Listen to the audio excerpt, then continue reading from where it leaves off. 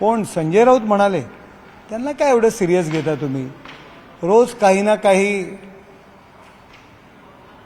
वक्तव्य करायची आणि प्रसिद्धीमध्ये राहायचं, हा एकमेव त्यांचा धंदा आहे. आणि यापूर्वीसुद्धा सरकार पडणार, या तारखेला पडणार, त्या तारखेला पडणार, हे कायम बडबड करायची. ज्या वेळी संताजी धनाजी मोगलांना रात्री स्वप्नात पण दिसायचे, त्याच पद्धतीने देवेंद्रजी आणि एकनाथ शिंदे साहेब त्यांना स्वप्नातही दिसतात. त्यामुळे ते अशा पद्धतीचे आरोप करत असतात, तिकडे लक्ष देण्याची गरज नाही आहे. ते असं म्हणताय 4 तरुण खासदार आहेत, त्या 4 तरुण खासदारांना हनी ट्रॅपमध्ये अडकवलं गेलं. 15 आमदार आहेत आणि या सगळ्याचं कनेक्शन जे आहे त्यांनी एक गिरीश महाजनांचा फोटो ट्विट केलेला आहे. प्रफुल्ल लोढा यांच्यावरती जो गुन्हा दाखल झालेला आहे तो हनी ट्रॅपचाच आहे आणि त्याची सुरुवात जामनेरमधून झाली. जळगाव असेल, नाशिक आणि दिल्लीमधून याची सूत्र आली. संजय राऊतांनी पुरावे द्यावे.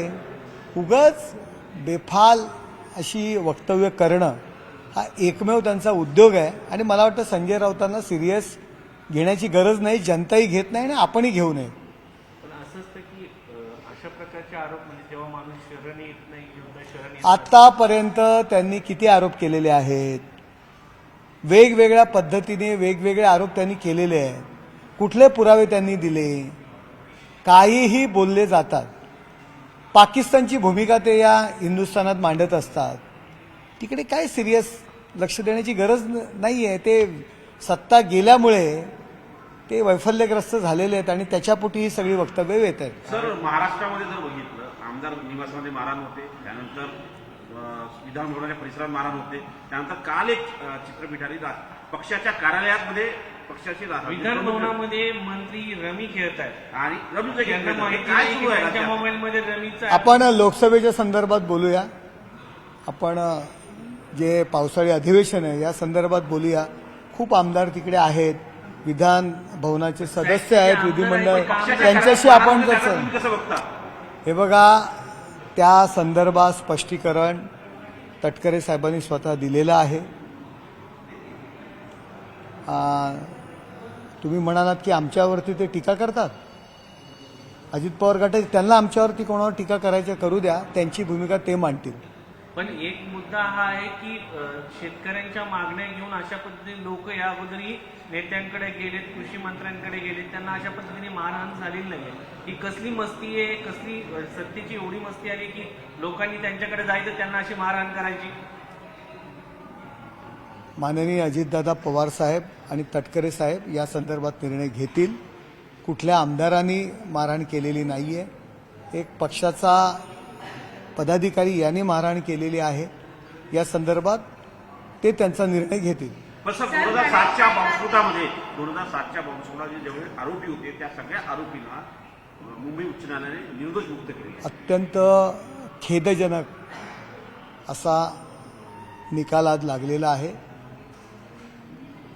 तो निकाल जो काही वाहिन्यांवरती समजतोय त्यामध्ये जो काही तपास केलेला आहे, साक्षीदारांची काही तपासणी केलेली आहे, कालावधी 100 दिवसाच्या कालावधीनंतर नक्की बॉम्बस्फोट जे केलेले आहेत ते नक्की कशामुळे झालेत, जे कुकर बॉम्बस्फोट म्हटलेलं त्याच्यावरती सुद्धा न्यायालयाने आक्षेप घेतलेला दिसतोय, संशय घेतलेला दिसतोय.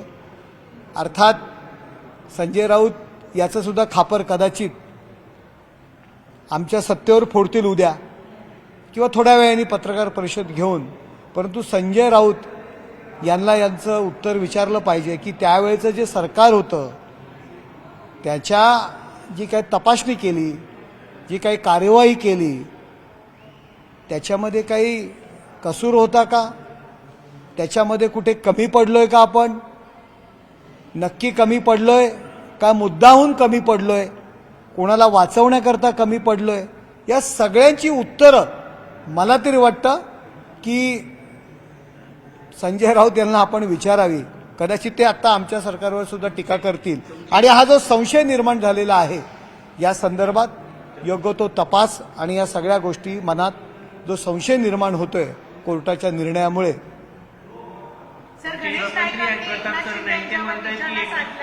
आणि नवी मुंबई मुंबईच्या संदर्भात हे सांगितलं आहे की कशा प्रकारे नगर विकास खात्याने नवी मुंबईची पूर्णपैकी वाट लावली आहे. कोणी गणेश नाईक. कोण म्हणाला? गणेश नाईक म्हणालो सर. काय म्हणाले? ते म्हणतात की नगर विकास मंत्रालयाने संपूर्ण मुंबईचा सत्यानाश केला आहे. नवी मुंबईचा सत्यानाश केला. म्हणजे एखादा जर सत्यानाश झाला असेल त्यांच्या म्हणण्यानुसार, त्यांच्या दुसरे आमदार वेगळ्याच काहीतरी म्हणालेले आहेत त्यांच्याच पक्षाच्या, मित्र पक्षांमध्ये त्यांच्या पक्षाच्या आमदार वेगळं, त्यांनी गणेश नाईकांना दोष दिलेला आहे. आता त्या नवी मुंबई महानगरपालिकेवर कोणाची सत्ता होती, कोण घरात बसून निर्णय घेत होतं, हे सगळ्यांना माहीत आहे. आम्ही महायुतीचा, मी खासदार आहे, ते आमचे महायुतीचे आमदार आहेत, त्यामुळे मी यावर जास्त काही बोलणार नाही, पण वेळ आली तर नक्कीच बोलेल. आपल्याला एकनाथ खडसे बोलले हनी ट्रॅपचं, त्यानंतर संजय राऊत बोलले सीबीआय इन्क्वायरी याच्यावर करावी असं सांगण्यात आलेलं आहे. तुम्हाला माहित होतं का किंवा पक्षामधील या 4 खासदारांकडे हनी ट्रॅप झालेला आहे अशी काही माहिती होती का? आणि सीबीआय इन्क्वायरी झाली त्या इन्क्वायरीला तुम्ही सामोरं जाणार आहे का? किंवा काय कोण काय म्हणालं मला काही कळलं नाही तुमचा प्रश्न. संजय राऊत म्हटलेले आहेत. संजय राऊत काय म्हणतात याला सिरियस घेण्याची गरज नाहीये. सत्ता गेल्यामुळे ते वैफल्यग्रस्त झालेले आज अशा पद्धतीने बोलतायत. कदाचित उद्या रस्त्यावर कपडे फाडून फिरणार आहेत आणि दगड मारत फिरणार आहेत. त्यामुळे मला वाटत नाही संजय राऊतांना एवढं सिरियस घेऊन त्याची उत्तरं द्यायला पाहिजे. झाल्यानंतर ते पुढे येऊन सांगतात की चौकशी होऊ दे, सीबीआय कोणाची चौकशी. संजय राऊतांनी आतापर्यंत वेगवेगळ्या पद्धतीचे आरोप केलेले आहेत, वेगवेगळे आरोप केलेले आहेत, किती गोष्टींचे त्यांनी पुरावे दिले. अहो, पाकिस्तानची भूमिका ते लोक हिंदुस्थानात मांडत आहेत. मला तरी वाटतं संजय राऊत यांच्याकरता पाकिस्तान लष्कराचे प्रवक्ते किंवा पाकिस्तान सरकारचे प्रवक्ते म्हणून ही जबाबदारी त्यांच्यावर दिलेली आहे आणि ते योग्य पद्धतीने हाताळत आहेत. सरकारकडून त्यांच्यावर देशद्रोहाचा गुन्हा दाखल होऊ शकतो. मला तरी वाटतं त्यांची सगळी विधानं तपासावी, त्याच्यामागचं नक्की कारण काय. ऑपरेशन सिंदूरपासून ज्या पद्धतीने ते बोलतायत, मला तरी वाटतं ते पाकिस्तानचे हस्तक म्हणून बोलतायत. सरकारने नक्कीच याचा विचार करावा. सर, चर्चा खूप आहे. एकनाथ शिंदे आणि उद्धव ठाकरे एकत्र येणार, तुमच्याकडे काय माहिती आहे? प्रताप सरनाईक असे म्हटले. हे बघा, याविषयी सरनाईक साहेब म्हणाले की राजकारणात काहीही होऊ शकतं. उद्धव ठाकरे आणि आदित्य ठाकरे यांचा पूर्व इतिहास आहे की ज्याच्या विरोधात बोलतात, ज्याला टोमणे मारतात, ज्यांच्याशी दुश्मनीच्या पद्धतीने भाषणं करतात, त्यांना पुन्हा ते भेटायला जातात. शरद पवार साहेबांच्या विरोधात बोलले, त्यांना भेटायला गेले. सोनिया गांधींच्या विरोधात बोलले, त्यांना भेटायला गेले. देवेंद्र फडणवीसांच्या विरोधात बोलले, त्यांना भेटायला जातात. राजसाहेब ठाकरेंच्या विरोधात तर बाळासाहेबांचं नाव घ्यायचं नाही, म्हणून त्यांना तशा पद्धतीचे निर्देश बाळासाहेबांकडून त्यांना दिले.